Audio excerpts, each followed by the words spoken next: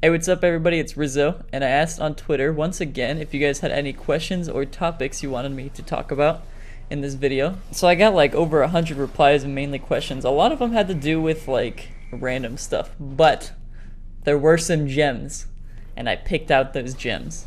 Leaky RL asks, do you think Rocket League will stop having a competitive scene at one point? Yeah, I definitely think it will, but that's not just like me having a lack of confidence in Rocket League. I just think most esports in general have their time and then it kind of stops. Not necessarily like completely stops, like there will always be the little things, but to where there's like a bunch of like there's like a bunch of tournaments all across the world, and there's $50,000 prize pools, 100,000, 350,000, stuff like that. That'll definitely come to a stop eventually. And it'll slowly go into the point where it's just small tournaments, like $100 prize pool and 150. Just like how Rocket League was like a year and a half ago, where the only thing there was were little weekly tournaments for $100. The main thing you have to ask yourself is not if it'll die, or if it'll stop having a competitive scene, but like when it'll stop having a competitive scene. And I think that's something like people can ask with any esport, because eventually there's going to be a game that's going to come out that people like more, and that'll be the new esport. You know, this goes for like stuff like League of Legends and CSGO, and I'm only naming like the big ones. I just think you have to consider when it's going to stop. Now, personally, I think Rocket League still has quite a ways to go until it goes down to the point where I said there's only weekly tournaments. I think Rocket League has at least minimum 5 years until it gets to that point. But who knows, I might be wrong. So to answer your question, do you think Rocket League will stop having a competitive scene at one point?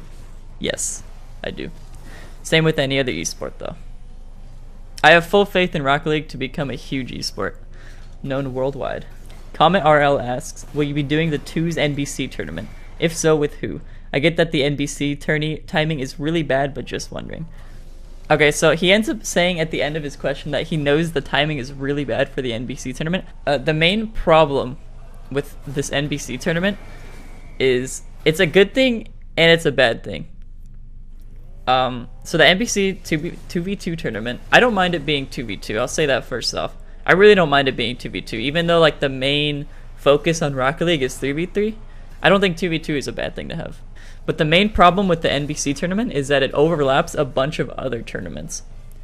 So I think it's like it takes up like 3 weekends to do this NBC tournament, and the first weekend covers DreamHack Atlanta. So most of these top teams that are going to DreamHack Atlanta won't be able to do this NBC 2v2 thing. And then also the other 2 dates, which are later in August, I'm pretty sure. It's 2 of the late weekends in August. They cover RLCS, which now you're taking the top 16 teams away from this NBC 2v2 tournaments, because now RLCS has the higher division and the lower division, so the top 16 teams won't be able to play in this because their weekend will be taken up by RLCS. So the dates are kind of weird, but I will say I can kind of understand why. This NBC thing is going to be broadcasted on live TV. There's not really a lot of openness to their schedule, right? So this live TV broadcast has a bunch of shows to play, then they find an open slot, and they end up talking to Psyonix, and they say, hey, hey, we can do it on these days, but that's it. And they're like, okay, why not? So there's not really a lot of, there's not really a bunch of things Psyonix can even do about the dates. It's kind of like they're stuck with it. And they just kind of had to settle with it, because having it on NBC is a huge thing in the first place. The only thing that sucks is for, I guess, the audience and for the new viewers who are going to be watching this, they're going to be watching like lower level gameplay for this $100,000 tournament. It just seems a bit weird, and that's the bad part to me. The good part is these people at lower levels have a chance to win a lot of money. So all in all, you know, it can't be too bad, right? So the main question was, will I be doing the 2v2 tournament, and if so, with who? My honest answer is I have no idea.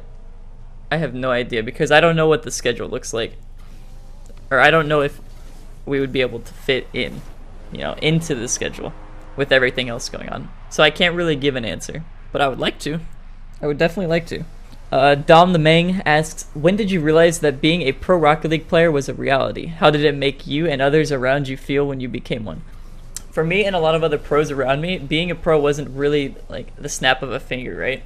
This came over so much time. Well, I guess, you know, it could have been longer, but it did take a while. A lot of pros started with little ESL tournaments because this was the only thing to do back then. This is like a year and a half ago, as I was saying earlier. The only thing to do was to play in these weekly tournaments, like every Sunday, and then eventually there was more and more. But every Sunday there'd be an ESL tournament for $150, I think. Maybe it was, I think it was $75 at one point. So each player who won got $25. But that was the only thing to do. So these pros would constantly just play these, and then eventually more weekly tournaments came into play. So they would be on like Tuesdays and Thursdays and stuff like that. And then eventually they introduced RLCS, and everybody was super hyped. They're like, finally, it's time, it's time. And so RLCS started, and it goes by 2 seasons, actually 3 seasons, and they started introducing a bunch of smaller things as well. So now there's even like these dream hacks and these NBC tournaments. Now I wouldn't really consider them small, but they're smaller than RLCS. RLCS is still going to be the top competition, and it always will be. So it's not really something that I noticed. It's something that just gradually happened over time. And now that I'm seeing all these dream hacks, like DreamHack Atlanta, DreamHack, I think it's called Summer, DreamHack Summer, which is in Sweden. And now there's this NBC thing. It really gives me like validation into what I'm doing, and it keeps showing me that there's going to be more and more, and it's awesome to see. It's actually incredible. Becoming a pro, not an overnight process, not the snap of a finger. So I can't really tell you how I felt when it happened, because it just kind of gradually happened. So one last thing before I end the video, I just want to say the reason why I led the video up with questions like that is because of a Reddit post by CJ Link. Also, he helped me get details about the NBC thing that I did not know about. So thank you, CJ. Shout out to you. He made a Reddit post, and I will link it in the description if you actually want to read it. It's about the NBC 2v2 thing. And I'm pretty sure most pros aren't going to be in this. I'm not 100% sure, so don't take my word on it. I would do a little bit of reading and research and just look into it. But if you're out there and you want a chance to win, you know, upwards of $100,000, I would definitely check this out. It's the Reddit link. You can click it and then go into the Wall Street Journal article. So yeah, thank you everybody for watching. Hope you guys enjoyed. Hope you got your questions answered, and I will catch y'all next time. Peace out.